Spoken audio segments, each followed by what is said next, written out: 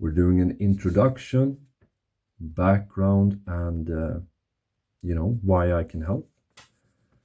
Important theory, sense of coherence. Important theory, pillars of happiness. We're critiquing the how of happiness and, destroying some stupid YouTube gurus. Very important. We are going to do a brief explanation of some of the smartest people that ever lived and their ideas on what drives us and what makes us happy. And then we're going to talk about what to do. And this timeline is not true at all. So stay tuned, give me these 2 hours or whatever, and I'll make you happy. I promise. I actually promise. Hello YouTube, and welcome back to Psychology Every Day, day 136, I do believe it is. As you can see, this is a very long video, and that is because it's very important. I've been doing videos for a while now, and I sort of do some things that I just think is fun, trying to, have a fun YouTube sort of experience. I talk about some things that I find interesting. I talk about some things that I, enjoy and that I'm very good at. And of course, I, go through my life, and it's sort of a blog. Some things, however, I feel is very important, like actually important to talk about. And when talking about these things, I want to make sure that I do it properly. And this is going to be a long video. I have made a sort of paper here with the timestamps. The introduction, you are here. We're already, behind schedule, and this preliminary schedule, I know it's not going to be anywhere near sort of the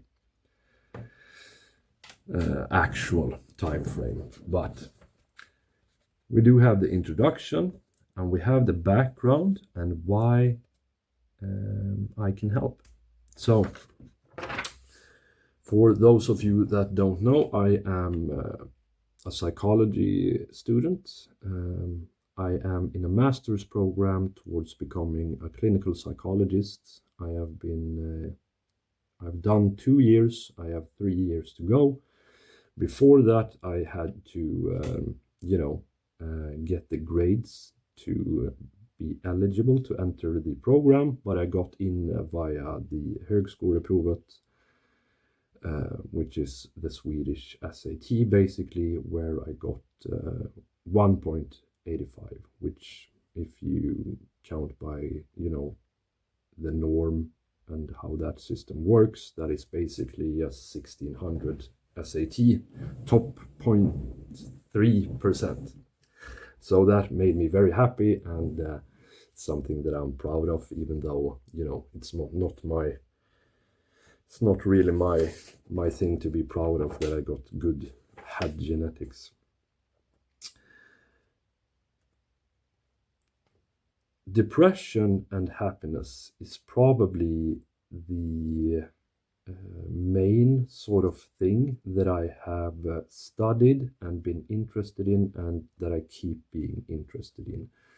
I really think it's obviously it's one of the most important things when it comes to psychology and clinical psychology and helping people, and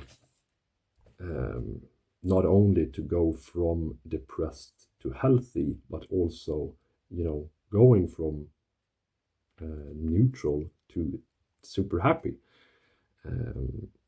It is a subject that drives me very much, and I haven't talked about it so much on this channel because this channel so far has been mostly me talking about the new things that I learned. And I have studied this so much and so intensely that I sort of, have such a good grasp on it that I haven't talked about it on the channel. And I figured that when I actually do, I want to make it good.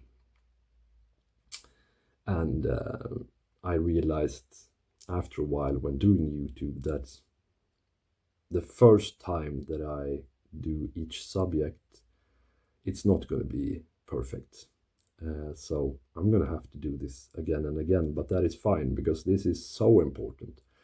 I want to become a clinical psychologist because I actually want to help people get out of depression. Because when I, chose what I wanted to study, I could have chosen other areas of expertise where I could have made so much more money. But I really do love helping people that are in need. I work as a firefighter as well, and if I can help anyone get out of a depression, which I know I will, then that makes me really happy. Because here's the thing. I personally have struggled with depression and feeling low. And all throughout, from when I was like 8 years old to basically 20, I always rate things from 1 out of 10. Always, everything. I'm not autistic, by the way, but I like rating things. And I always rated my well-being as sort of a 4.5 out of 10. And a lot of other people I knew also rated their well-being sort of a 49 out of 100 or whatever. Not really wanting, liking life, but not really wanting to end it either. Perhaps wishing that, well, not actively wishing, but, thinking that it would be preferable if I never existed to begin with. And from I was 20 to 23, life was better in some ways. I was with my first girlfriend, and for a couple of years there, we loved each other very much, and that sort of fulfilled me. But, we were sort of adolescents, immature adults, and after a couple of years, we made each other sort of miserable. When I was 23, I went into boot camp and sort of became more and more depressed because I realized that my goal in life, or sort of what I wanted to become and achieve, which was a soldier, was not something I enjoyed at all. And I had sacrificed basically my, school years, just skipping class, staying home, doing whatever, because I was thinking that, I'm going to become a soldier anyway, so this doesn't matter. And then at 24, I had been seriously training to become a bench press champion. And I had won a couple of national golds in the youth category, but my goal was to win a national gold in the seniors, which is, age-wise, the open category. And 2017, I did do that. And it made me sad because I had an illusion that my life would sort of perk up, or I would become happy if I would reach this goal. And reaching it, crashed my life because I realized that, oh no, this doesn't matter at all, actually. Nowadays, I'm very happy that I, completed that challenge over those years and actually, manifested my goals, ambitions into reality. But then it was just a complete disaster. I forgot, by the way. I'm gonna have to cut this in later, I guess. We're gonna go through the. So we're on background now, and as you see, we're already super late. But we have two important theories. Then we have the critique of the how of happiness. Anyway, doesn't matter. I'll have to splice this in. I'll have to splice it in later. So let's just get on with the background. Became horribly depressed, like awfully, and then she left me, and then I tried to start my own company, and was a single parent, and the company didn't go well at all, and couldn't sleep, and my life just spiraled into just an absolute shit show, and I was as depressed and sad as you can possibly imagine. The only reason that I'm still here is because I have a insanely strong sense of duty towards my family and especially my son. If that wasn't the case, I would not be here for sure. It was just absolute pitch black darkness. And then, I realized that I'm not taking the option to opt out of life, so I have to fix it, because this is, I can't stand to live like this. And then I started to learn sort of about depression, how the brain works, how our mind works, and later, of course, this was sort of the pipeline into me becoming a clinical psychologist. But I learned everything about depression and happiness. And the first thing that I stumbled upon was gratitude journaling, which we're going to talk about in a second. But so not only am I, I'm not a clinical psychologist yet, but I have someone that has completely defeated depression on my own. And then I have continued to learn and study this. So if there's anyone, believe me, that can fix it by a YouTube video, it's me. So here we go. The first theory that is very important to sort of, I'm just gonna write down the timestamps so it's easier for me later. The first theory that we're going to go through is sense of coherence. And this is known in Swedish as KASAM, känsla av sammanhang, but in English it's sense of coherence. And this is basically a model made by Aaron Antonovsky that is made for handling and defeating stress. But it is so much more than that, actually. It is just an absolutely brilliant theory. And I don't even like Antonovsky, and he's a sociologist and not a psychologist. And it's just insanely annoying that a sociologist came up with this theory. But let's talk about it first in the sort of stress realm. A problem or a stressor becomes worse if we don't quite understand it, if we don't feel that it's manageable, and if we don't feel that whatever it is meaningful. And when talking about meaning in this context, it is worthwhile. So let's say you have something that is stressing you out. It is that your house is not in order. For this to be not understandable, it would be that you don't really know how to clean up. You're not good at cleaning.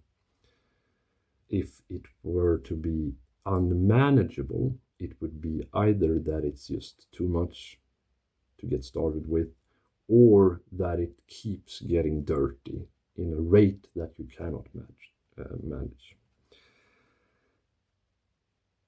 And if it's not meaningful, that is also a problem, because then you don't want to sort of take care of it if it doesn't feel worthwhile. So the price is just so much more than the reward.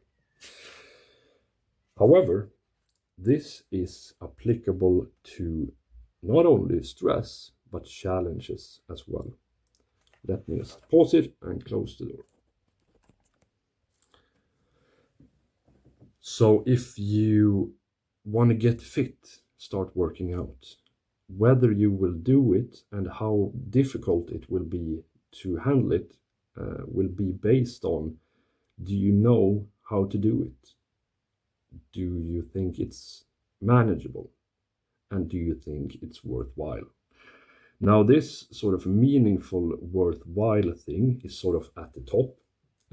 If something is to you meaningful or worthwhile enough, you will do it no matter what. You will learn how to do it, and it will be manageable. But it also is sort of dictates how you feel about life. And if you don't understand, the bad complexities of life, if you don't feel like life is manageable, and if you don't feel like life is worthwhile, this will cause you to feel very bad. If life makes sense to you, if life is easy to you, and if life is worthwhile, then you will be happy. And these are actually things that you can fix. You can learn and become smarter about life. You can fix your life and therefore make it more manageable. And you can make it meaningful and feel worthwhile by sort of creating a vision. And that is some of the things that we're going to do today. I'm gonna pause. So I changed the timetable. I'm sorry that if the video is sort of scuffed in that manner, but believe me, while I'm not a great YouTuber or editor, I absolutely know what I'm talking about when it comes to this. So let's talk about the pillars of happiness. Basically, a Russian guy, Mihailovich, and some co-worker of his decided to study what actually makes us happy, because they learned that some people that sort of grow up in war zones and have sort of objectively horrible lives are still happy. So they did a bunch of research and then, of course, put this together. And while sort of this sort of research, when you do things on average, has its flaws, they identified these three things. Flow, which is activities that fully consume you. So playing chess if you do it seriously, playing music, doing sports, driving motorcycles, anything that consumes you and makes you lose track of time. Then you have pleasure, which is, sex, food, going bathing, getting a massage, sitting on the beach, partying, I guess, which is also flow. And then meaning, so, having a purpose, whether it's your work, fulfilling your goals, taking care of your family, also will make you happy. And it can be shown how these sort of things activate different sort of hormones, signals in your brain, and actually make you happier. Pleasure does not on its own make you happy. That is sort of the hedonistic problem. And the hedonistic problem is that you get accustomed to higher and higher sort of levels of pleasure.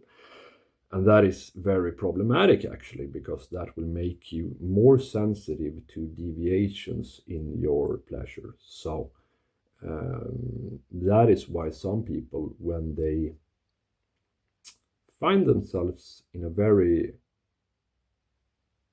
pleasurable state in life, might get horribly depressed anyway. There is a guy on YouTube, and his name is Julian himself, and he has a lot of good things to say. I highly recommend watching his later videos. He has a very controversial past, but a lot of the things that he's talking about now is very good. And he has sort of this advantage of having lived this super rock star life. Anyone who knows this sort of old pickup artist lifestyle knows that these guys sort of lived like a rock star, had, super duper mega beautiful women and stuff like that. And he explained that you get used to all of it, and then you get sad because of your inner sort of hole is not filled at all. However, one of the problems that is a thing, we're moving on now, critiquing and destroying some idiot claims by YouTube gurus. And I like YouTube gurus. I like Elliot Hulse, I like Alex Hormozy, and I like Julian himself, and I like Alicia Long and stuff like that. But it's very problematic when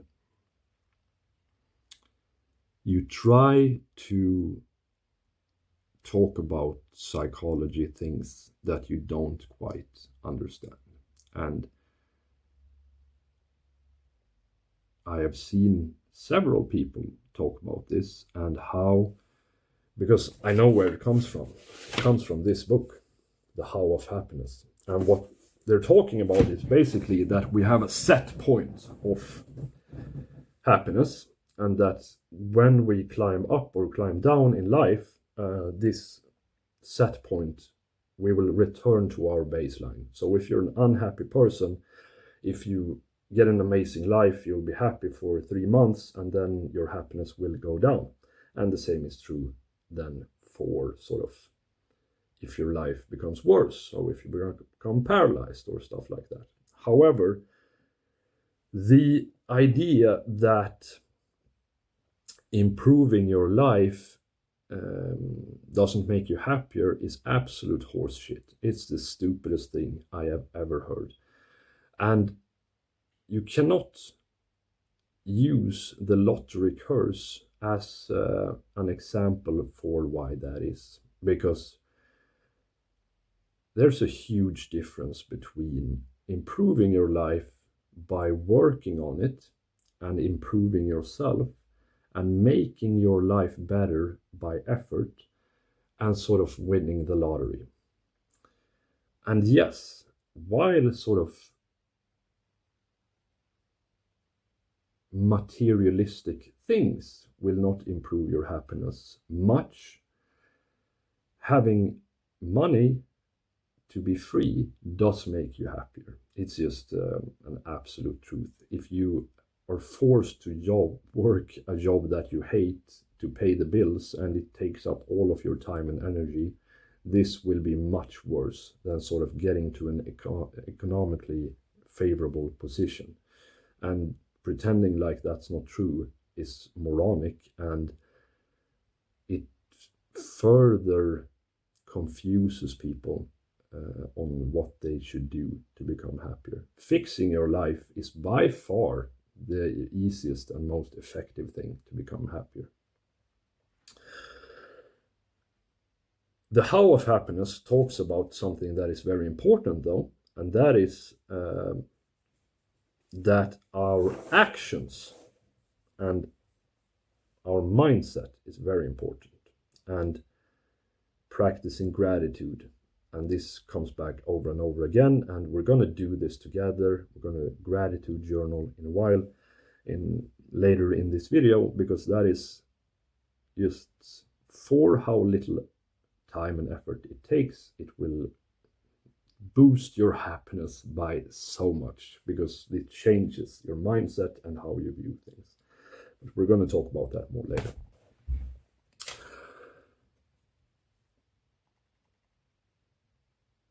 There's sort of, first of all, there's synthetic and natural needs. And this sort of materialistic thing is something that we aim for because we think it will fill the void of our naturalistic desires.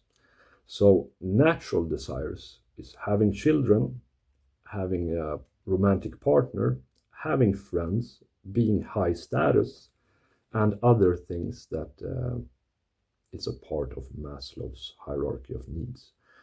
I have trashed this hierarchy of needs for other reasons, but it's very good to explain that community, friendships, romance, and freedom, self-realization, are things that will make you happier, for sure. Synthetic needs is sort of like more money than you need. It has been proven that anything above sort of $80,000 of income per year doesn't matter at all. But it does matter if you are poor to get more money. It absolutely does. But beyond that, it is pointless and useless, because it's a synthetic need that you try to do to fill the void of the other things. So you might, for me, with the bench press goal, that was like sort of the status thing, or not realizing that this sort of goal was a synthetic proxy for natural goals.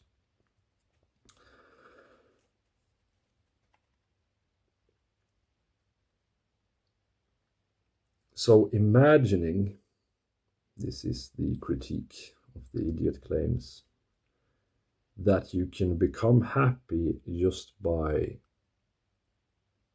being happy and being content with your life, and imagining that wanting something more will make you, per definition, unhappy with your situation, is wrong and stupid.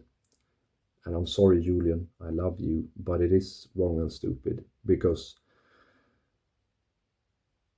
as soon as you reframe it to that you are on the path towards greatness, this will in itself make you a lot happier. When you visualize, and this is also a thing that we're going to do later in this video, your future, and then you sort of get on this journey, it is not what they call, happiness later. It is happiness now, because building now, being on a journey, and appreciating the journey, that is the point and the goal. So you can't do like me and put yourself through something that's dog shit, all of this bench press training that you don't like, although I did like it when I had a lot of friends, and hope that your synthetic goal will make you happy. That is stupid also. But the example that I can give you for me now is my journey through academia to get a job that I really like, and an easier life and a more enjoyable existence. I actually super love this journey, and it's not about the goal, but it's about the pleasure and contentment of an upward trajectory. It's super important. So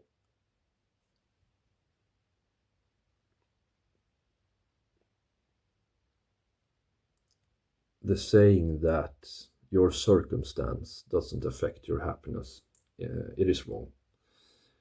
Now, if you don't appreciate your improved circumstances, that is a problem. And it is a problem for us because we are so spoiled in this day and age with how great our lives are that it's very difficult for us to compare it to how bad it could have been. But this is also something we're going to do later in this video. Later in this video, we're going to do 4 exercises. And if you like any of them, you can keep them as sort of a daily practice, and it will help you tremendously. I promise you. So I'm going to pause again. So now we're going to try to do a brief explanation of the legends of psychology and what they thought were our drives in our lives, what makes us happy, and stuff like that. And I can talk about this for 10 hours, and I won't. But for a long time now, people have been wondering, like, what is the point of life? What is the meaning? And the most intelligent answer, which you should carry with you, is that life is the point. Sort of, it's a backwards thinking. There is no meaning or point to life because life is the point. So live your life. The first big guy we're going to talk about is Adler, and his thing was that humans feel happy and become happy by striving upwards in this sort of upwards trajectory towards becoming a good integrated citizen with community, friends, and stuff like that. And it's just brilliant. Freud, it's over there. Oh shit! There he is. Sigmund Freud lived like a rock star and had all of these things and high status a long time ago, when this was just must have been like a super weird life to live back in the 1910s and being a super celebrity. He was also more on the Darwinistic side, that sex is the sort of prime drive of humans. So Darwinistic because it's biological and it's about procreation. But then Jung, that guy, critiqued Freud's idea about sex as our primary drive and the things that makes us feel good, by declaring that this is true for Freud because that is the only thing he has to worry about. He already has money, fame, status, and going around and banging women is for sure his prime drive in life. But Jung had an idea that all of these theories are just subjective. Adler says this because that is what his drive is. Freud says this because that's what his sort of drive is. But he did say that out of all the philosophers and thinkers, that Adler was probably the closest, but perhaps not in a good way, because he described Adler's idea that it was based upon fixing problems and putting out fires. So it was not a positive drive forward, but a drive from escaping the bad, I guess, or fixing your life, or trying to fulfill your needs. And Maslow's hierarchy is also based on this. Jung's idea was more that, living out the story of your life and becoming who you are truly meant to be is probably more so the point of life. And it's quite complicated, actually.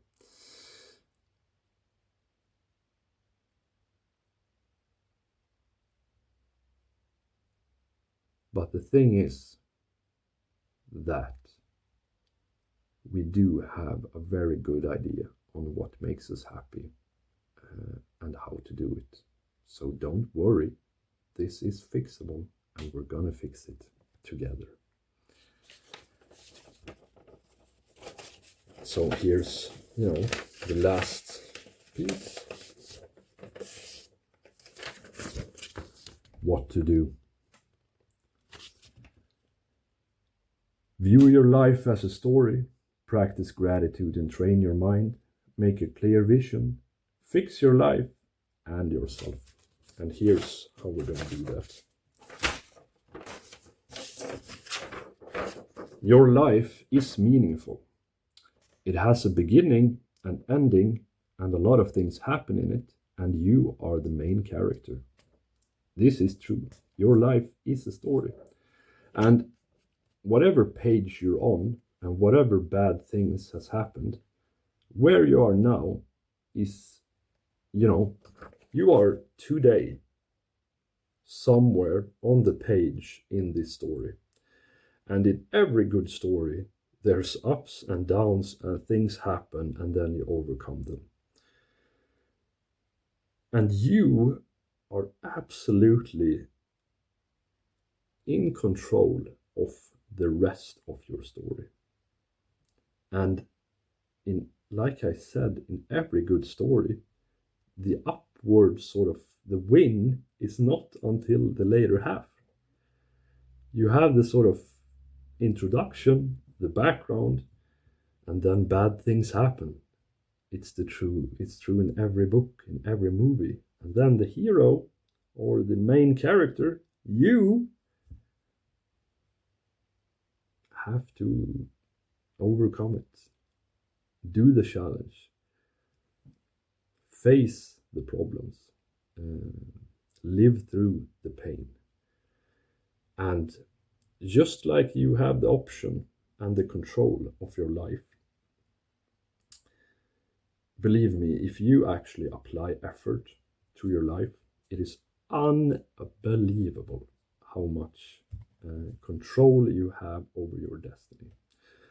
And by the way, don't ever listen to anyone that says you don't have free will. It's super stupid.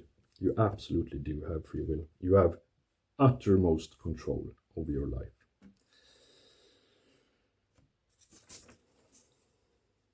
So yeah, your life is a story. Make it good. From today and onwards, just go up. And in 5 years, when looking back at this day, you should be having a journal. Be like, damn, I really got my shit together and made it happen.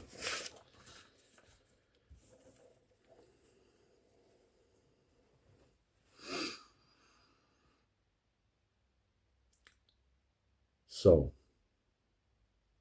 on Monday, I'm going to talk about fixing your life and how that is actually possible. But what we're going to do now is we're going to do these sort of, what's it called? Drills that will absolutely make you less depressed and more happy. And I've decided to put them in a separate video. It's going to be a special day with 2 uploads, and we're going to do them together. So please drop a like, comment, and I'll see you in the other video.